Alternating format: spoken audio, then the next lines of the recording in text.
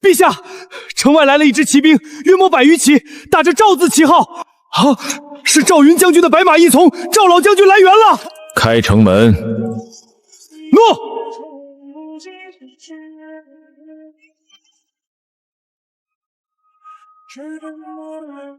陛下，臣救驾来迟，罪该万死。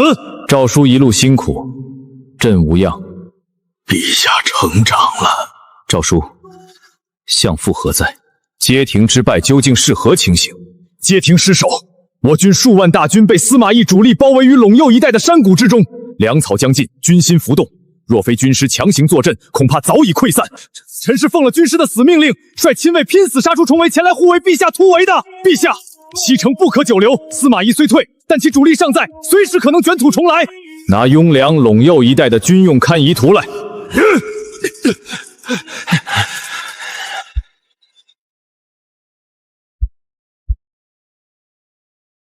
陛下，丞相的大军便被困于葫芦谷，司马懿派大将张合领兵3万堵住谷口，我军数次突围皆被乱箭射回。如今司马懿的主力大营就扎在谷外30里处，与张合互为犄角，他是等着我们去救，好把我们一网打尽。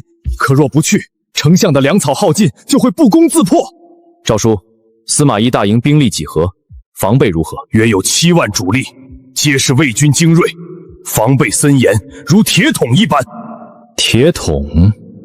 这世上没有捅不破的铁桶。陈寿，末将在。给你1000兵马，皆换上魏军衣甲，打出张合的旗号。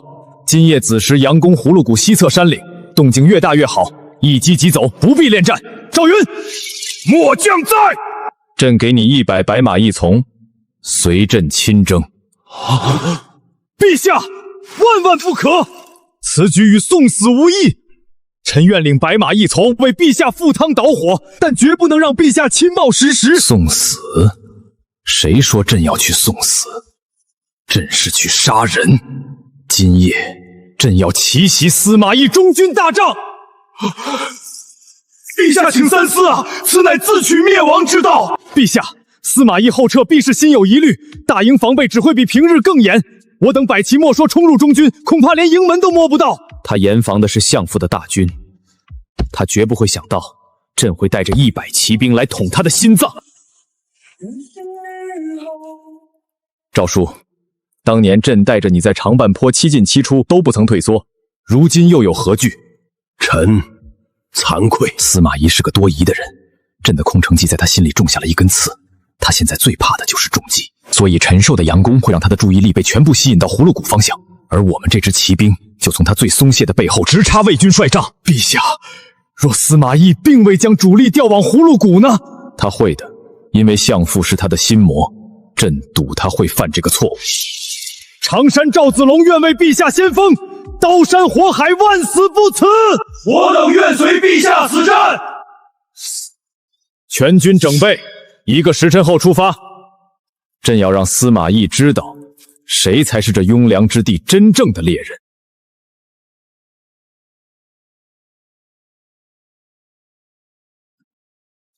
陛下，陈寿已经率军前往葫芦谷，出发。冲啊！夺回府口！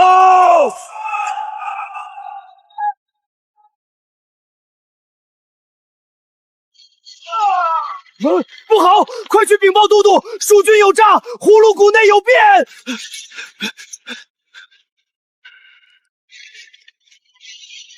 禀报都督，葫芦谷方向突发激战，疑似张合将军遭蜀军伏击，请求增援。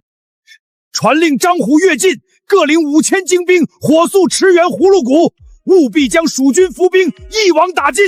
诺。诸葛亮，你终于沉不住气了。怎么回事？报！敌袭！有一支蜀军骑兵从后营杀入，直奔中军。什么？传令全军死守中军，不得放一人进来。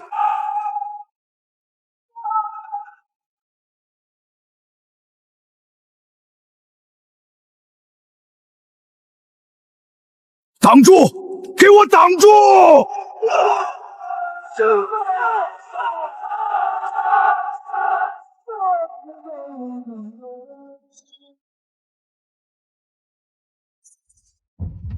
帅气倒了！我向无头苍了！撤退！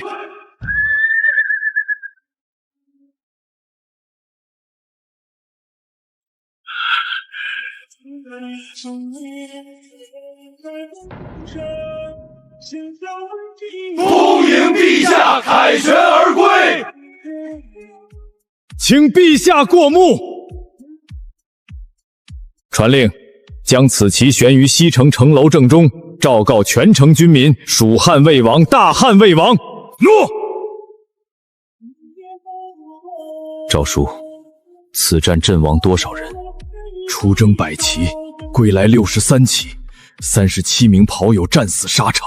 记下他们的名字，朕要亲自为他们立碑。他们的子嗣世代免赋税徭役。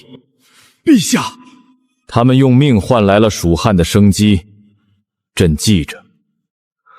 陛下，魏军大营撤了，司马懿连夜拔营北撤出50里，葫芦谷的包围圈也松动了。丞相有救了！诏书，你即刻率白马一从绕到葫芦谷，接应相父撤兵，告诉相父朕在西城等他。末将遵旨。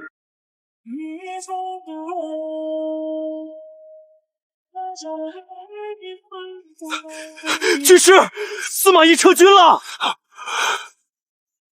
什么？司马懿连夜拔营往北撤出50里，我军可以突围了。赵云将军率白马一从前来接应，他还带来了陛下的口信。可是陛下出了什么事？没有，陛下说他在西城等您。传令全军即刻突围，目标西城。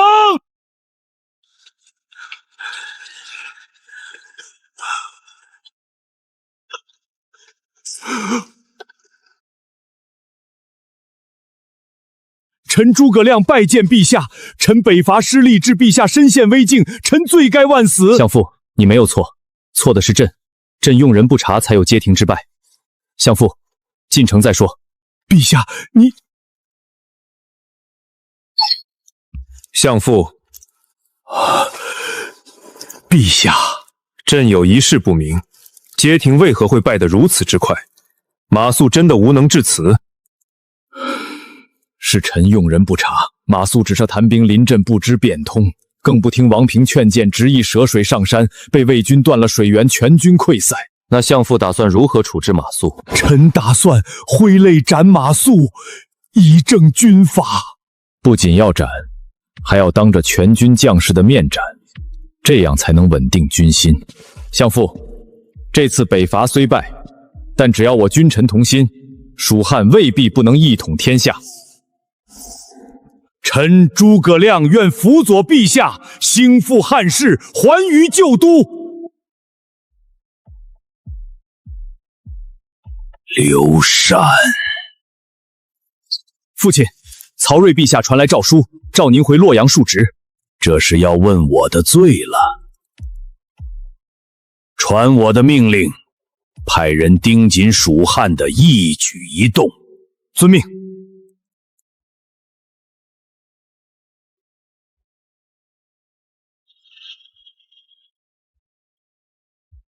马谡，你可知罪？军师，我是一时失察，并非有意无事。军师，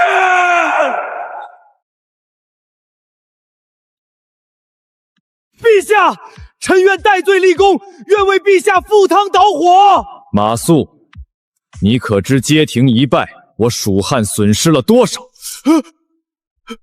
？3万将士葬生异乡，数年积攒的粮草辎重尽数丢弃，相父呕心沥血筹划的北伐大业功亏一篑。但朕今日定你的死罪，不是因为你败了，胜败乃兵家常事，朕不会因为一次失败就处决功臣。朕斩你，是因为你违抗军令，擅自行动，不听劝谏。当年关将军也曾立下过军令状，可他也违反军令，放走了曹操。够了。从今往后，蜀汉的军法不分亲疏贵贱，不论出身门第，违令者斩！行刑！传朕旨意，厚葬马谡，抚恤其家眷。王平率残部死守，功不可没，升为弼将军，赐爵关内侯。陛下圣明。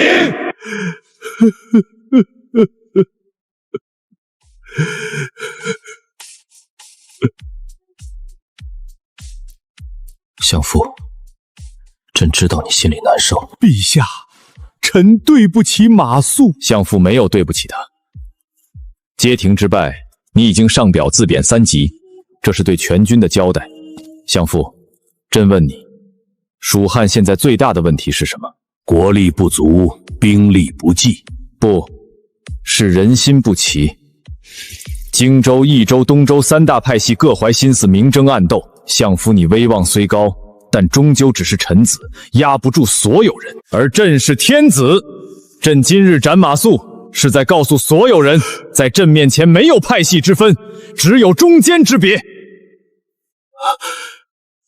陛下，臣明白了。相父，朕已经拟好了一道诏书，你看看。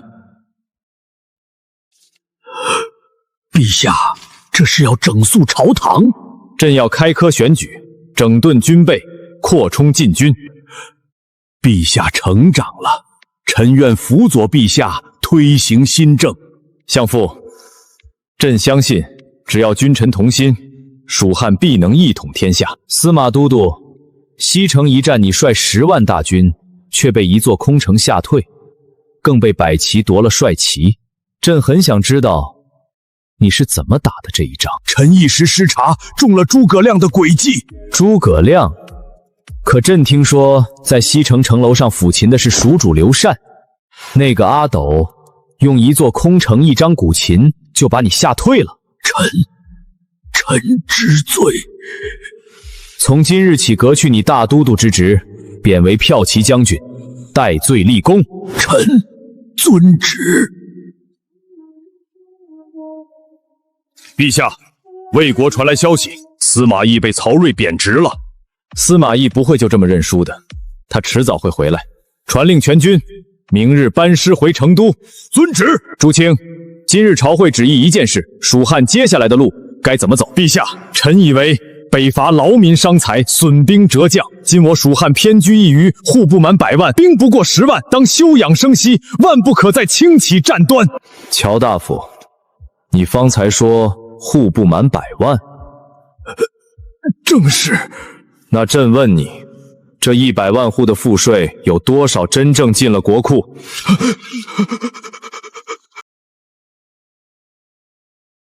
西城不过一座小县，账面上有田3000亩，可实际耕种却不足1000，其余2000亩呢？难道都在你们的庄子上吗？陛下，这是地方官吏贪墨，与臣等朕没说和你有关。朕就奇怪了，你们张口闭口说兵力不足，却从来不想想，这些不足是怎么来的。蜀汉的未来不是靠守出来的，是靠打出来的。谁再敢严降严守，与马谡同罪！不疼。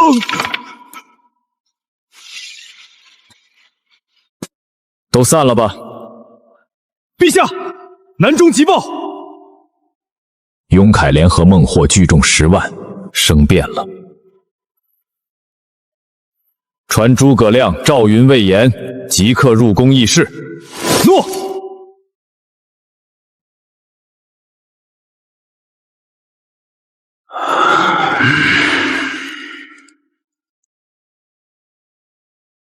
说说吧，南中什么情况？雍侃本为建宁太守，先帝在时便有不臣之心，如今趁北伐兵败，联合越西高定、臧科、朱褒一同举事，又裹挟南蛮首领孟获，聚众号称10万。号称10万，实际有多少？约4、5万可战之兵，其余皆是裹挟的蛮族青壮和当地流民。粮道呢？南中道路艰险，一路瘴气横行，大军深入补给是最大隐患。魏延，臣在。你觉得南中该怎么打？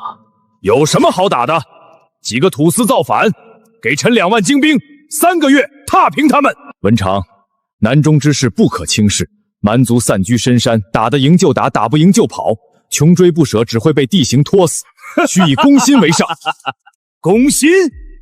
军师的意思是跟蛮子讲道理？都别急，相父说的对，南中不能只靠杀，杀完了人，过2年又反，不是长久之计。但魏延说的也没错，不先打疼他们，你跟他们讲什么道理？都是放屁！先打后抚，恩威并施，这是朕的方略。大军分2路，一路走越西，一路走臧科，先灭高定朱褒，2路偏师，在合围建宁直取雍凯。至于孟获吗？留活口。陛下是想招降孟获？蛮族在南中经营数百年，根深蒂固，杀了一个孟获，还会冒出第2个，不如让他心服口服，替朕镇守南疆。此役，朕亲征。陛下万万不可！南中瘴逆横行，非人君涉险之地，臣愿代陛下。相父，你腿疾未愈，如何跋涉千里？况且成都需要你，朕走了，有谁能镇住朝堂？难道靠李严？臣遵旨。魏延，朕给你1万精兵，奏约西道为先锋。就1万？你嫌少？不嫌，足够了。但朕有个条件，你打仗朕不管，但朕说撤你就得撤，朕说留活口你就不能杀，做得到吗？做得到。末将领命。赵云率白马一从，随朕走建宁主道，居中策应。3日后出征，各自准备。诺。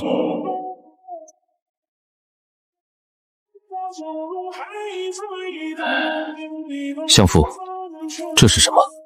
臣在葫芦谷被围时写的，原本以为用不上了。陛下此去南中，臣不能随行，但这卷东西或许用得上。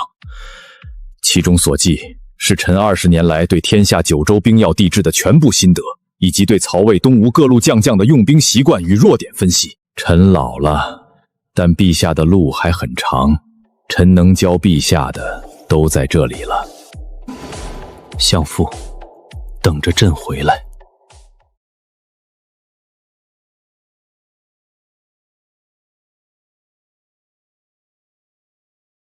全军听令，出发南中。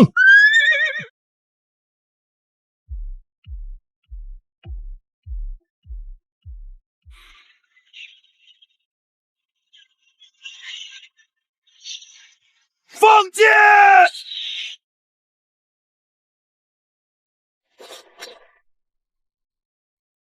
就这点力气，连给老子挠痒都不配！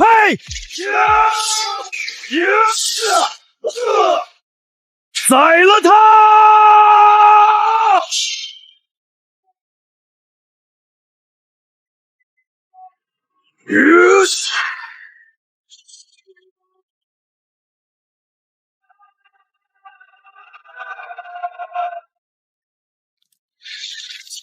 将军，追不追？不追，整齐军队，直扑建宁。5000人，半个时辰就散了。恶患连魏延3刀都没接住。蜀人有句话叫将雄一个，你们的人不行，我带我的人去。蛮王肯出手，定能斩杀魏延。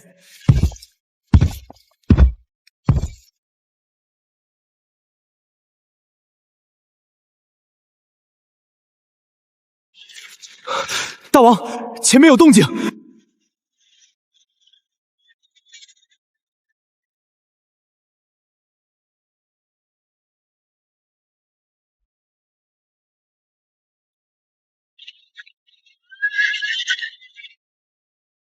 你就是孟获。小皇帝，你不在成都抱女人，跑南中来送死？相夫说你是个聪明人，朕看未必。装神弄鬼，给我拿下他！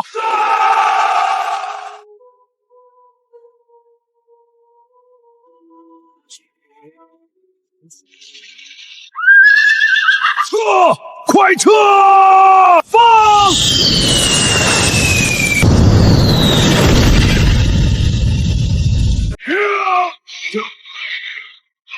龙胆两银行呀！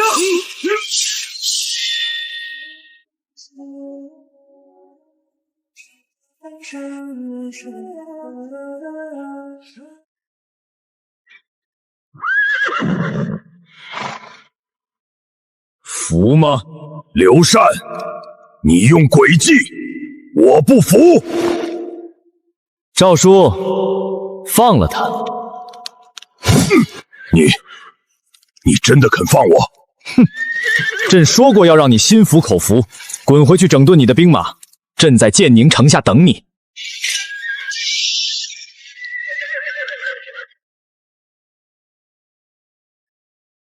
陛下为何放掉孟获？四叔觉得朕不该放孟获。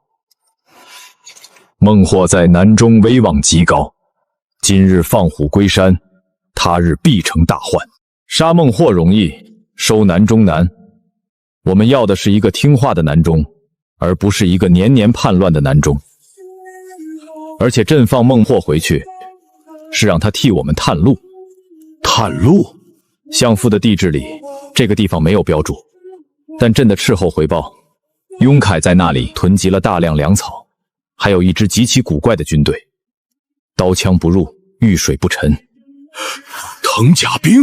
魏延的先锋已经逼近建宁，雍凯肯定会动用这张底牌。朕要借孟获的手逼出雍凯的所有底牌，然后一把火烧个干净。南中平定之后，朕要用南中的藤甲和战马去打司马懿。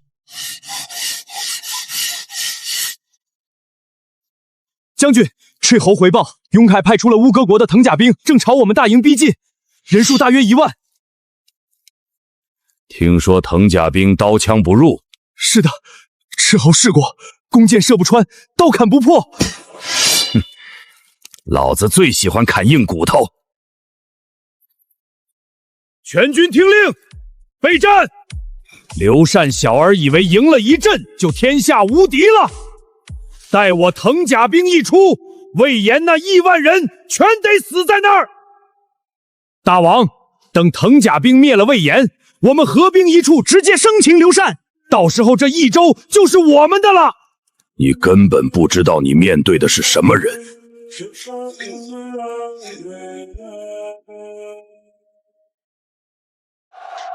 给我杀！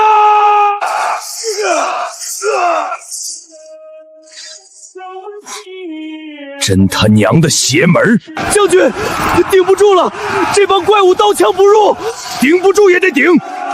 退一步，老子砍了你！给老子用盾牌砸！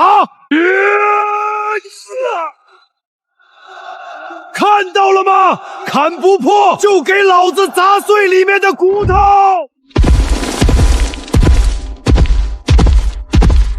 蜀将休狂！乌戈国主兀突骨在此！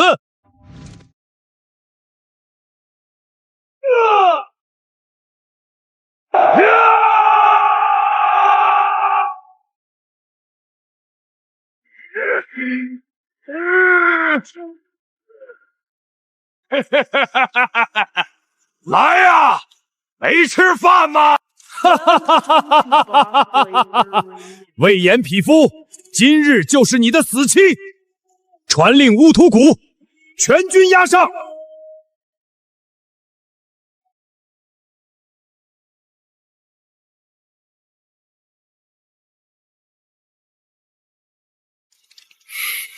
陛下，魏延陷入苦战，那藤甲确实古怪，刀枪不入，是否下令放火？相父的地志里说，藤甲用桐油浸泡半年，坚韧无比，入水不沉。若能装备我军，雍凉的魏军铁骑便有克星了。陛下，藤甲怕火，朕知道，但烧了，朕拿什么去打司马懿？传令，全军换钝器，没有钝器就用套马索。朕要活的藤甲兵。诺。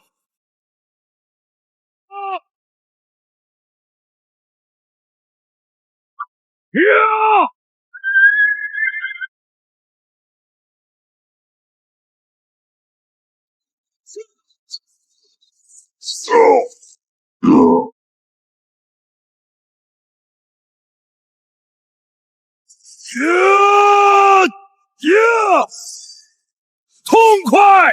给老子狠狠的砸！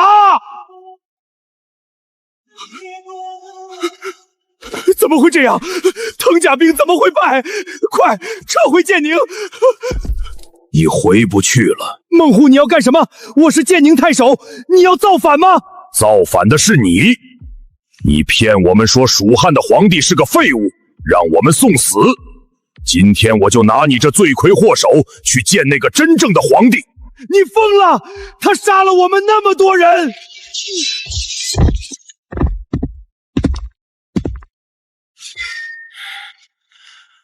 南中的汉子，跟我下城投降！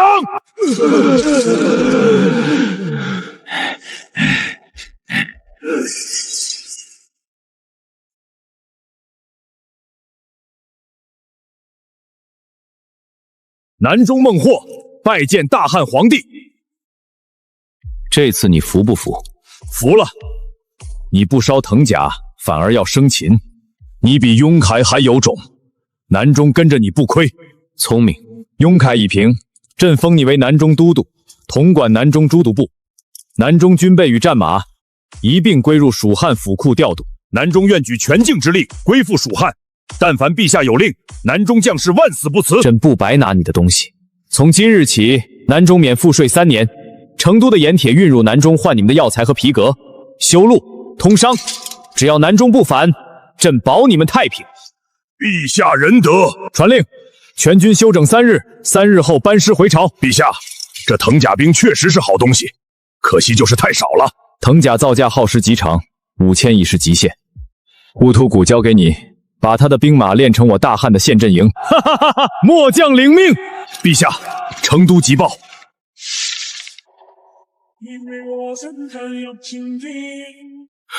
陛下，出什么事了？司马懿复出了，曹睿任命他为大都督，统领雍凉10万大军。他正在长安练兵，打造一种名为破甲弩的新式武器。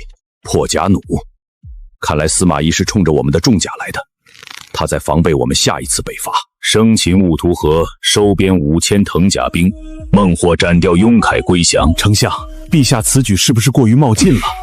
蛮夷反复无常，若将他们带入军中，只怕……正方，你觉得陛下冒进？陛下用钝器破藤甲，用盐铁换战马，不费一兵一卒收服孟获，这等手段连亮都自叹不如。传令各部准备粮草辎重，陛下回朝之日便是筹备第2次北伐之时。谁敢在后方拖后腿，休怪大汉军法无情。诺。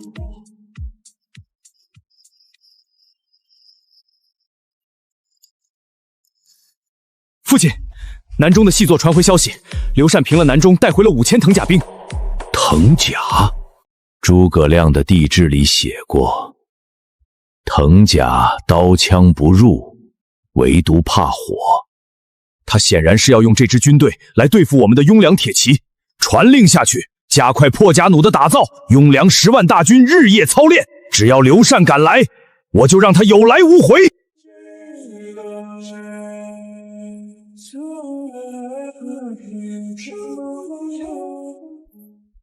相父，陛下，臣有急事禀报。相父，进城再说。陛下南征期间，臣奉旨筹备北伐粮草辎重，但臣核查账目时发现，入库数只有征调数的60%，还有40%粮草去了哪儿？被截留了。简为巴西西岸3郡的府库存粮严重不足，但当地豪强的私仓却满得冒尖。臣派人去查，是李严下令说，今年欠收要先保民生，延缓军粮入库。今年蜀中风调雨顺，何来欠收一说？更蹊跷的是，李严还以陛下远征后方空虚为由，调了3000永安守军进驻成都，说是拱卫京都。他的3000兵现在在哪儿？臣已命姜维的魏军将其控制在城南教场，不得进城一步。相父，李严难道想要造反吗？臣以为李严不是想造反，他是想让北伐打不起来。北伐一旦开打，全国军政大权尽归陛下和臣，李严身为托孤重臣，却被彻底架空。他不愿看到陛下和臣的权威再长一分。反对北伐和反朕有什么区别？相父，告诉姜维，明日早朝把李严给朕架到殿上来。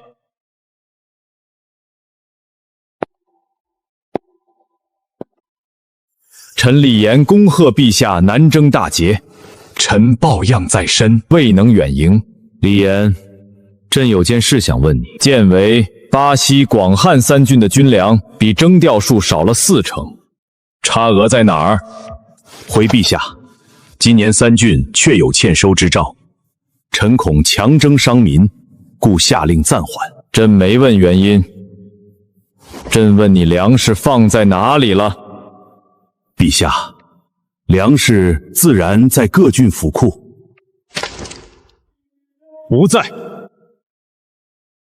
这是丞相府清查的结果，库存粮不到账面的30%，但建为王家、李家、张家三族的私仓加起来存了8万担，他们的仓库外面还贴着你尚书令的封条。这是底下人假传臣的命令。那调永安3000兵进京也是底下人假传的吗？陛下，陛下，臣一时糊涂，臣知罪。传旨，把李严拖出去斩了。陛下恕罪！陛下恕罪！朕说过，蜀汉的粮草是将士们的命，谁敢伸手去拿，朕绝不留情。臣等谨遵圣谕。都退下吧。